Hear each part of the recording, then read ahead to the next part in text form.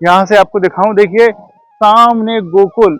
वासुदेव जी ले गए थे मथुरा में जन्म होने के बाद, तो गोकुल ले गए थे। गोकुल यहाँ से कंस के किला से दिखता है और बड़ा ही खतरनाक जगह है। यहाँ पर ऐसी ऐसी कोठरियां हैं, ऐसे ऐसे कमरे हैं जहाँ पर कंस सभा करता था। यहाँ पर जब भी कोई भी युद्ध हुआ है तो कंस इसी स्थान से उसकी पूरी तैयारी करता था। दीवार की तरफ जो है वहां पर ढाल तलवार के चिन्ह जो है राजा जी ने यहाँ पर विराजमान करे हैं। हमारे शास्त्रों में यहाँ के बारे में बताया गया है कि ये 5000 वर्ष से भी अधिक पुराना है। ये कंस यहाँ पर रहता था, तो यहाँ काल भैरव जी के सेवा पूजा करता था।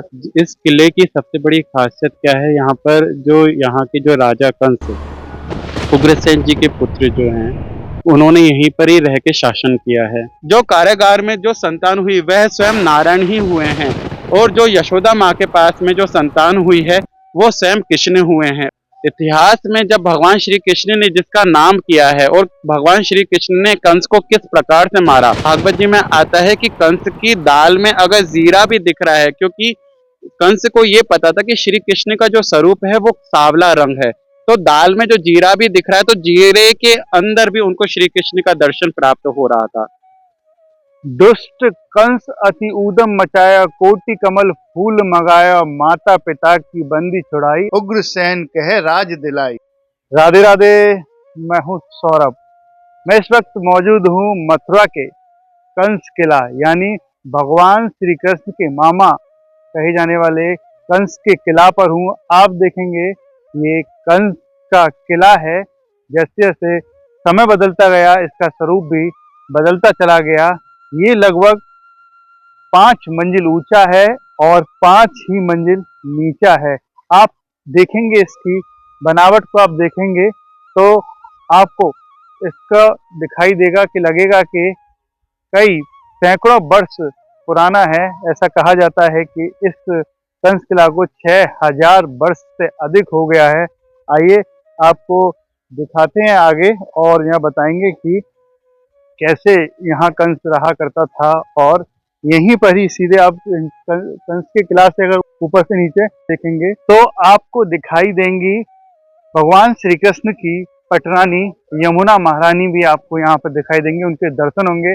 पहले तो मैं आपको यमुना महारानी के दर्शन करा देता हूँ और फिर यहाँ का महत्व बताऊंगा कि कंस यहाँ पर क्या करता था, कैसे रहता था, कितनी सेना यहाँ पर रहती थी, क्या क्या यहाँ पर कमरे थे। और पहले आप दर्शन कीजिए यमुना महारानी के। बोलिए यमुना मैया की जय। देखिए भगवान कृष्ण के समय से ही कलकल बहती हुई यमुना महारानी भगवान कृष्ण की वह बेहद प्रिय, अत्यंत प्रिय हैं। और आप नीचे देखिए कितना फिट नीचे आपको दिखाई देगा। ये कंस का किला है, जितना आप ऊपर से देख रहे हैं उतना ही नीचे है ये। और यहाँ से आपको दिखाऊं, यहाँ से आपको दिखाऊं, देखिए सामने गोकुल, गोकुल नगरी है। वहां पर भगवान श्री कृष्ण ने समय बिताया। यहाँ से जब वासुदेव जी ले गए थे मथुरा में जन्म होने के बाद, तो गोकुल ले गए थे। गोकुल यहाँ से कंस के किला से दिखता है। अब देखेंगे ऊपर से, आप मथुरा नगरी को भी देख लीजिए कि ये मथुरा नगरी है। यहाँ पर ब्रजवासियों के घर बने हुए हैं, यहाँ पर निवास करते हैं। और देखिए कंस का ये किला, देखिए यहाँ से ऊपर से आप दिखाऊं, देखिए मैं छत पर हूँ, ये नीचे कोठरी बनी हुई है। अब समय के हिसाब से सब कुछ बदलता जा रहा है। आप यहाँ से भी अगर देखेंगे कई फीट ऊंचा है। और ये जो कंस का किला है, यहाँ पर ऐसी ऐसी कोठरियां हैं, ऐसे ऐसे कमरे हैं जहाँ पर कंस सभा करता था अपने वहाँ पर सैनिकों के साथ। और देखिए यहाँ पर एक संत भी हैं जो इस कंस किला में यहाँ पर भ्रमण करने के लिए आए हैं। आइए इनसे बात भी करेंगे पहले।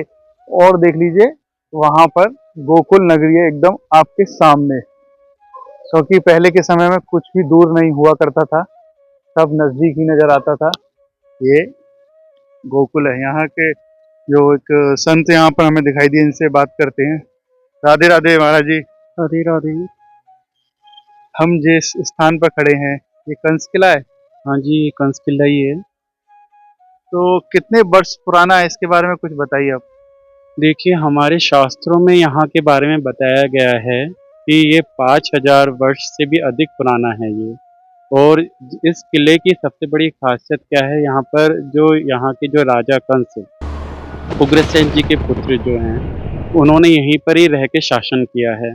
और आप जहाँ पर है तो ये 5 मंजिल ऊपर तले पर हैं, और नीचे का जो स्थान है वो 5 मंजिल और है, और ये यमुना जी के किनारे पर है।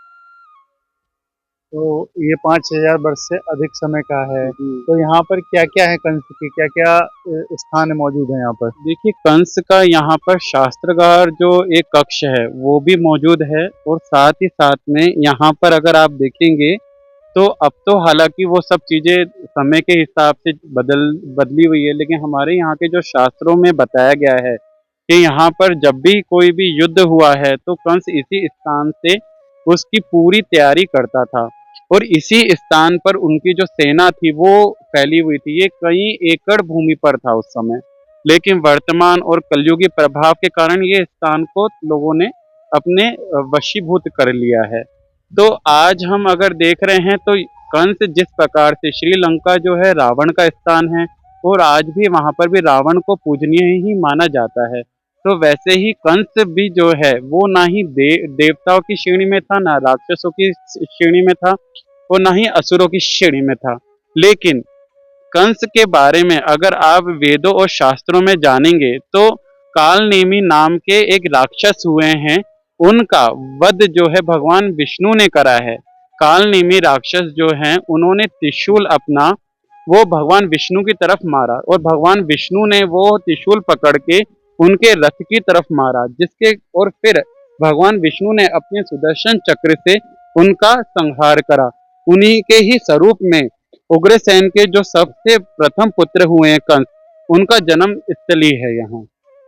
तो कंस किला के एकदम बराबर में यमुना महारानी बहती है, कृष्ण की पटरानी। बिल्कुल बिल्कुल, यहाँ पर देखिए, चाहे आप यहाँ पर असुरों का आप साम्राज्य कहे चाहे कुछ भी कहे, लेकिन यह देव्य भूमि है, और देव्य भूमि होने के कारणवश आप देखिए कि यमुना यमदूत नितारत है, कि यमुना मैया जो है सारे यमदूतों को, सारे राक्षसों को तार देती है। क्योंकि हम अब यहाँ पर प्रश्न भी कई बार ऐसे आए हैं कि ये तो यहाँ तो राक्षस हुए हैं, जैसे पूतना, अकासुर, बकासुर, कई प्रकार के राक्षस हुए हैं। तो आप ये चीज को देखिए और समझिए कि हमारी राधा रानी कितनी दयालु है, कितनी करुणामयी है, कि उन्होंने सभी के ऊपर कृपा करी है और सभी राक्षसों को यहाँ पर वास देके उनका भी उद्धार करा है। एक बार कंस का किला दिखा देते हैं एक बार, क्या क्या है यहाँ पर। ये देखिए कितना पुराना ये दीवार है और कितनी मजबूत है। के बारे में थोड़ा सा बताएं, इतिहास में इसके बारे में थोड़ा सा बताया है कि जब ये किला क्षीण अवस्था में था तो राजस्थान के जो राजा मानसिंह हुए हैं उन्होंने यहाँ का पुनः निर्माण करवाया था, जिसमें उन्होंने उस समय का वैदिक शास्त्रों के द्वारा अध्ययन करके और वहाँ के जो पुरोहित हैं उनको यहाँ पर बुला के कि कंस का कौन सा कारीगर था, कौन सा यहाँ पर अस्त्र शास्त्र वाला जो उनका कक्ष था। और यहाँ पर जो है अगर आप थोड़ा सा बाहर की तरफ जाएंगे तो जिस पीपल का वृक्ष है वो जी, उस पीपल के वृक्ष के नीचे काल भैरव का भी स्थान है। कंस जो थे वो शिव के भी भक्त थे और वो शिव की भी उपासना करते थे। तो आप अगर हिस्ट्री खोलते हैं तो हिस्ट्री के अनुसार भी आपको देखेंगे तो कंस जो थे वो शिव भक्त भी कहलाए गए हैं। इस स्थान की सबसे विशेषता जो यहाँ पर अभी आ रहे हैं और रमणीय स्थान बना लिया है, अगर कहें तो ये साधारण स्थान नहीं है, ये यमुना जी का स्थान है जहाँ पर स्वयं श्री कृष्ण जहाँ पर आके, और आपको बताएं कि हमारे इतिहास में इस स्थान का नाम जो कंस का किला है ये भी भगवान श्री कृष्ण के द्वारा ही इस स्थान का नाम दिया गया है, कंस मामा का किला। तो इतिहास में जब भगवान श्री कृष्ण ने जिसका नाम किया है और भगवान श्री कृष्ण ने कंस को किस प्रकार से मारा, अगर आप देखेंगे, अगर इतिहास अगर आप पढ़ते हैं तो इतिहास के अंदर बताया गया है कि श्री कृष्ण ने कंस को दिमागी रूप से, जिसके अंदर आज हम बोलते हैं डिप्रेशन, तो हर चीज में भागवत जी में आता है कि कंस की दाल में अगर जीरा भी दिख रहा है, क्योंकि कंस को ये पता था कि श्री कृष्ण का जो स्वरूप है वो सांवला रंग है, तो दाल में जो जीरा भी दिख रहा है तो जीरे के अंदर भी उनको श्री कृष्ण का दर्शन प्राप्त हो रहा था। तो आप ये देखिए कि उनका चिंतन इतना प्रकंड हो गया, तो जिस भी भक्त का किसी भी अवस्था में येन केन पकारेन, किसी भी अवस्था के अंदर चिंतन अगर बढ़ जाता है तो चिंतन के माध्यम से ही श्री ठाकुर जी प्रकट हो जाते हैं। तो कंस चाहे राक्षस हो, चाहे असुरी हो, चाहे आप जो भी उसकी श्रेणी में ले, लेकिन कंस ने भगवान श्री कृष्ण का चिंतन करा, जिसके कारण उसको देवलोक प्राप्त हुआ। बिल्कुल सही कह रहे हैं। यहाँ पर आज भी उसके चिन्ह मौजूद हैं और आप दीवारों पर अगर देखेंगे तो वैसे तो स्वरूप बदल गया है। यहाँ पर चक्र के निशान भी हैं, यहाँ जी पर तलवार के भी निशान है, शस्त्रों के निशान भी यहाँ पर हैं। जी, ये वाली बात बिल्कुल सही है। तो आप जब बाहर की तरफ जाएं तो आप देखिएगा कि दीवार की तरफ जो है वहां पर ढाल तलवार के चिन्ह जो है राजा जी ने यहाँ पर विराजमान करे हैं। उनका सबसे बड़ा कारण ही ये है कि आने वाले काल में जो भी यहाँ पर आए तो उनको ये चीज के बारे में प्रमाणित रहे कि जैसे आज मस्जिद या फिर जन्मभूमि के ऊपर विवाद है, आप काशी में देख लीजिए विवाद है, तो यहाँ पर किसी प्रकार का विवाद ना हो। तो लिखित में जो चीजों के बारे में वर्णित है वो वहां की दीवारों पे उन्होंने चित्र जो है अंकित किए हुए हैं।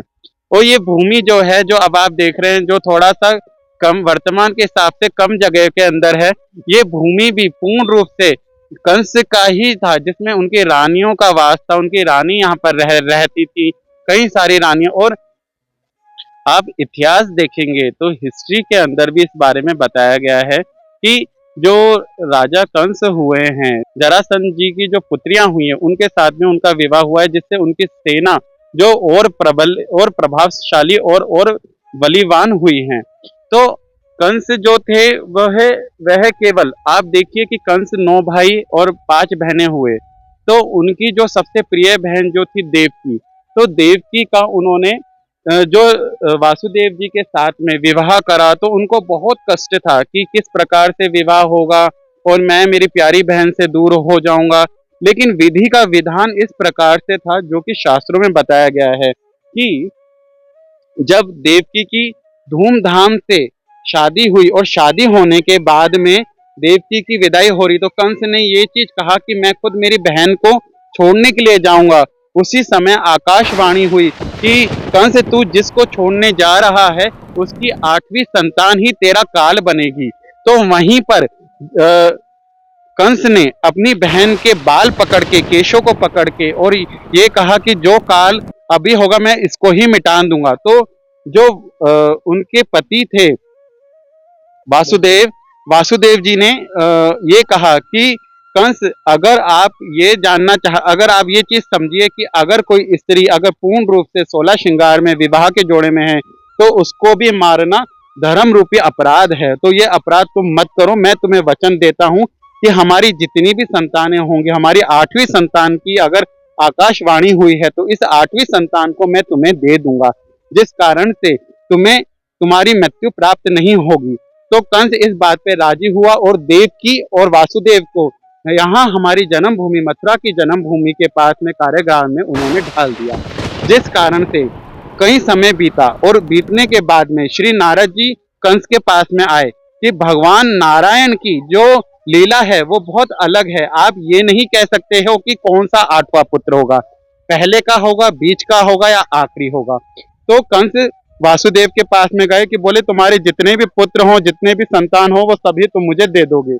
एक एक करके 6 संतानें उन्होंने मार दी और 7वीं संतान जो है, जो माया रूप से होकर और रोहिणी मैया की गर्भ में पधारी, और 8वीं जो हुई संतान जो श्री कृष्ण हुए, जिनका कारागार में जन्म हुआ। हमारे कई सारे ग्रंथों में तो इस विषय में भी बताया गया है कि जो कारागार में जो संतान हुई वह स्वयं नारायण ही हुए हैं, और जो यशोदा माँ के पास में जो संतान हुई है वो स्वयं कृष्ण हुए हैं। और इसी ही मार्ग से आप जो ये मार्ग देख रहे हैं, जमुना जी का मार्ग, इसी मार्ग से वासुदेव जी टोकरी में रखकर और गोकुल की तरफ प्रस्थान करा है। हमारे लाला को लेकर गए हैं, हमारे श्री कृष्ण को, हमारे स्वामी नाथ को लेकर गए हैं, प्राणनाथ को लेकर गए हैं, और यहीं से वो यशोदा मैया के पास में गए हैं। तो ये स्थान का तो बहुत महत्व है, जहां पर कई प्रकार की लीलाएं भगवान श्री कृष्ण ने की है। देखिए, हमारे शास्त्रों में ये चीज को समझना बहुत ज्यादा अनिवार्य है कि चाहे देवीय हो चाहे राक्षसीय हो, लेकिन सबका उद्धार करने के लिए भगवान ने किसी न किसी रूप में अवतार लिया है। और भगवान का अवतार ही हम मनुष्यों को हर प्रकार से शिक्षा देता है, समझाता है कि हमें किस प्रकार से जीवन को जीना चाहिए। राधे राधे। जय जय श्री राधे। देखिए, अब तक हमारे साथ रहे संत जिन्होंने यहाँ की कथा बताया कंस के बारे में, कंस के किला के बारे में बताया। और इस किले में बड़ी ही प्राचीन प्राचीन जगह यहाँ मौजूद हैं।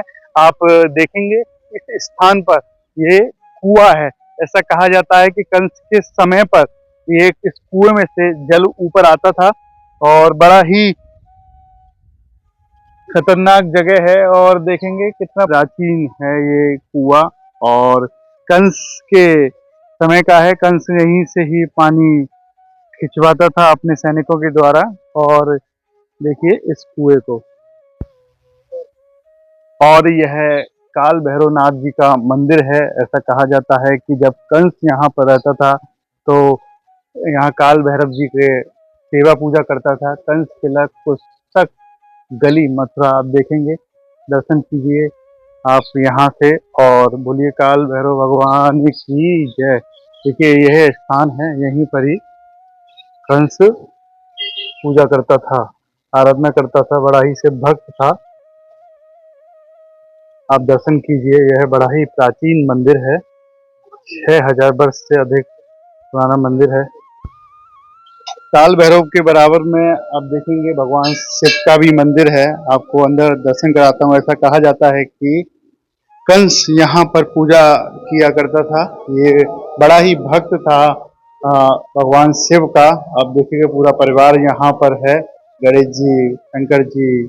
और इस जगह आप देखिए कितना प्राचीन, आपको इससे बनावट से ही लग रहा होगा कि ये पूरा जो बना हुआ है वो पत्थरों से बना हुआ है। और इसकी बनावट से ही आपको अंदाजा लग रहा होगा कि कितना प्राचीन और कितना पुराना है यह स्थान। चलिए चलते हैं आगे और बताएंगे आपको। और जो भी भक्त मथुरा अगर यहाँ पर दर्शन करने के लिए आए तो इस स्थान पर जरूर आएं। ये चौक बाजार से होता हुआ होली गेट से अंदर अब जब आएंगे तो किसी से भी आप पूछ सकते हैं कंस के किला जाना है तो आपको अवश्य बताएंगे। ऊपर चढ़ के ये है, गलियों में होता हुआ आपको यहाँ पर आना होगा, तब जाकर आप कंस किला पहुँच जाएंगे। तो ये बहुत ही पुराना स्थान है। यहाँ आकर आप देखिए और महसूस कीजिए उन लीलाओं को जो भगवान श्री कृष्ण ने की हैं। और यहाँ से दर्शन कीजिए यमुना महारानी की, भगवान श्री कृष्ण की पटरानी के। और भगवान श्री कृष्ण को जन्म हुए 5261 वर्ष हो चुके हैं, उससे भी प्राचीन यह जगह है, स्थान है। यहाँ पर आप अवश्य आएं और आपको लगेगा, महसूस होगा कि आप कई वर्ष पहले पहुंच चुके हैं और आपको बहुत ही आनंद आएगा। आप चलते चलते मैं आपको एक बार यमुना महारानी के दर्शन करा देता हूँ। बोलिए यमुना महारानी की जय। राधे राधे।